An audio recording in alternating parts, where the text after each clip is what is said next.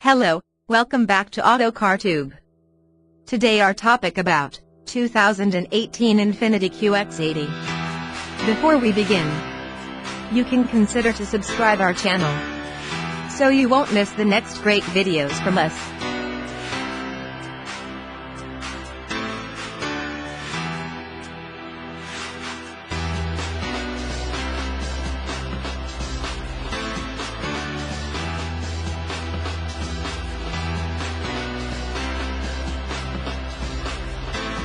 Infiniti launched the QX80's predecessor, the QX56, when environmentalists were torching Hummers and energy experts claimed peak oil would dry out the world's reserves within decades.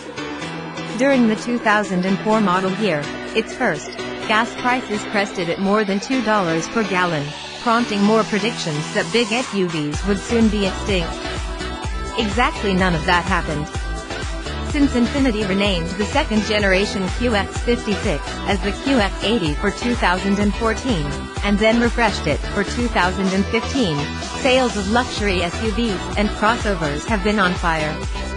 For 2018, Infiniti has updated the QX80 a second time. After driving it in Charleston, South Carolina, we'd suggest no surprise, given its age, that it may still need a few more tweaks. While the QX80 keeps its imposing presence, Senior Product Manager Amand Patel admits that too many customers could not get over the styling. He's talking about its brutish face that was part tractor-trailer, part 1930s era Chrysler Airflow.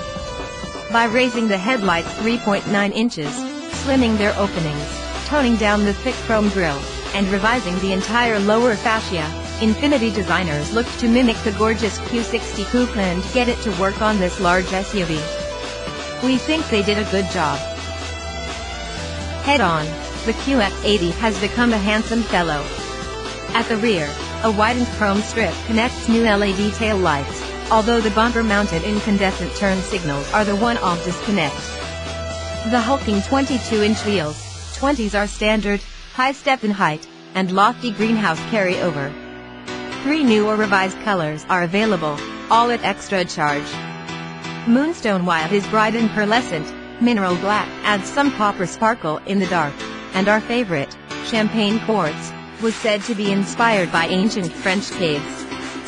Inside, Infiniti now offers saddle brown semi-aniline leather when buyers select the $5,700 Deluxe Technology Package, that requires $8,150 in additional options, and the $2,450 Theater Package's rear seat entertainment screens have been widened by an inch, to 8.0 inches. A digital rear-view mirror, much like those in the Cadillac CT6 and the Chevrolet Voltige, shows a feed from the camera cleverly hidden in the rear glass. The camera's view can be adjusted vertically, and, unlike in those competitors, it remains clear in inclement weather because it looks through an area on the backlight that's kept clean by the rear wiper. Because QX80 drivers bring giant mugs into their vehicles, the front 2 cup holders feature handle cutouts, and the USB ports are relocated to the dashboard instead of buried in the central cubby, which is also slightly deeper. The optional Bose stereo adds 2 more speakers, for a total of 15, and there's a new shifter knob.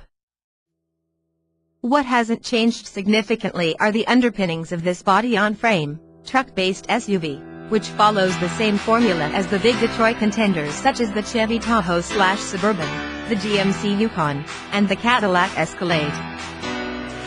Weaving the QX80 through tight urban streets is akin to being a right tackle pushing his way to the bathroom in a crowded restaurant. You're fully aware of the QX80's potential to bruise, smash, and crush smaller objects into submission, except that the light steering masks the vehicle's 3-ton mass. The steering doesn't communicate anything, the vehicle instead preferring dead straight lines and the gentlest of curves. The loaded example we drove had Infiniti's hydraulic body motion control, which replaces the need for anti-roll bars by hydraulically connecting the dampers. Both the Toyota 4Runner and McLaren's cars have similar roll mitigation systems available. But the QX80 handles clumsily all the same. Perhaps for amusement or warning, Infiniti hides an accelerometer within the infotainment display that has a maximum reading of 0.5 G, during our last test of a 2016 model. The QX80 managed to tilt itself around our skid pad to an average of 0.72 G. There's no masking the top heaviness, and although the ride is generally composed and plush, small bumps upset the live rear axle setup where they'd be easily dispatched by a Range Rover or Mercedes-Benz GLS. While the rear employs self-leveling air springs, the suspension firmness and height are non-adjustable. The 5.6-liter V8 shared in varying levels of tune with the mechanically similar Nissan Armada, the Titan pickup, and the Infiniti Q70 sedan is an oldie but a goodie. In the QX80, the V8's naturally aspirated 400 horsepower and 413 lb-ft of torque hustled this bruiser up to speed in short order, its deep roar seeping pleasantly into the cabin. The 7-speed automatic is smooth and unobtrusive, and it does without a sport mode or paddle shifters. There's no doubting the QX80's ability to lug 7 people, or, with the $250 second row bench, 8, and to tow up to 8,500 pounds. Despite excessive nosedive, the brakes are also reassuring when someone cuts you off.